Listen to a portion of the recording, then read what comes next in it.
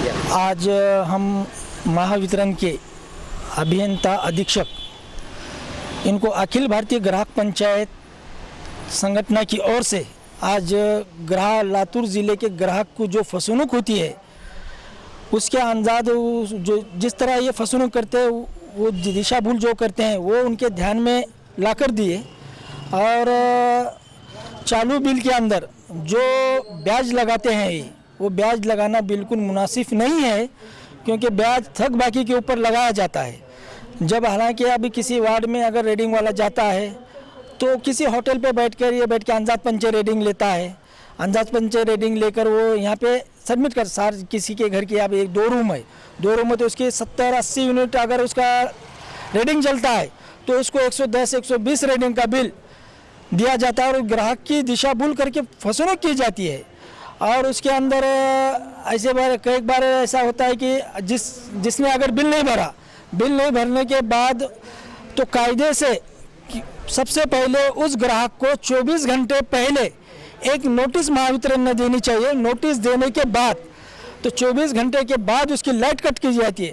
इसको ना नोटिस देते हैं ना कुछ देते, डायरेक्ट एमएससीबी का आदमी आता है, महावितरण का आदमी आता है और खंबे पे चढ़ता है और डिस्कनेक्शन करता है।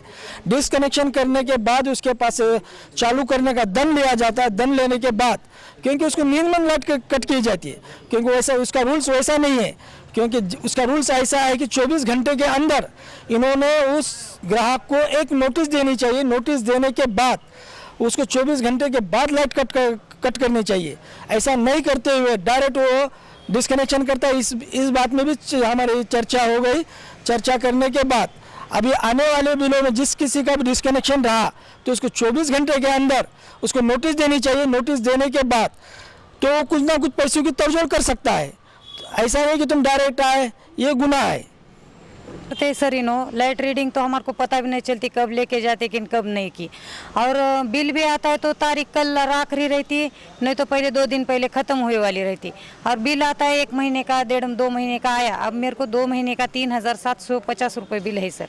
हम हाई रोज़गार करके खाने वाले, विट भट्टी एरिया है हमारा। भट्टे पे काम पे जाओ, नहीं तो खेत में काम पे जाओ, कहाँ भी काम पे जाते। ये लॉकडाउन की वजह से क्या हो रहा है सर, बाहर का भी काम नहीं लग रहा। महीने में 30 दिन के बजाय 10-12 दिन काम लगता है। हमारे घर में 3-3 बच्चे हैं खाने को। हमारे घर में कमाने वाला आदमी नहीं है।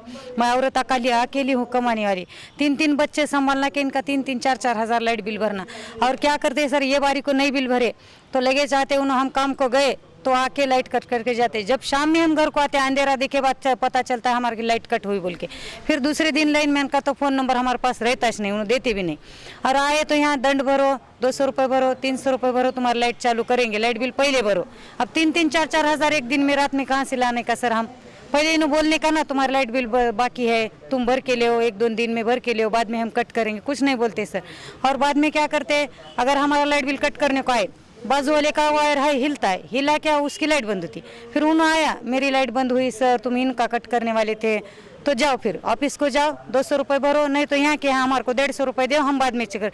ये 150 रुपये इनको देने का कई को, हमारी लाइट तो कुछ प्रॉब्लम नहीं था ना। फिर यहाँ के 200 रुपये कई के भरने का, हम वॉच करते बैठना, काम को जाने का क्या, इनके 200 रुपये भरो, 2 दिन में आओ। ऑनलाइन तकरार किसको करने को आती सर? पढ़ने को नहीं आती हमारे को। हम रोजगार करने, अगर लिखे पढ़े वाले रहते तो हम ये जो करने का वो करते थे ना।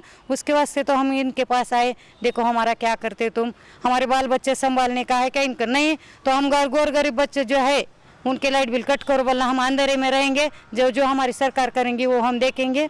हमको जो करने का वो इनके पास आए। अब इन्होंने हमारा जो निवाड़ा करने का उन्होंने करेंगे बस। मुस्लिम एक्सप्रेस, आपकी आवाज़ आपकी ताकत।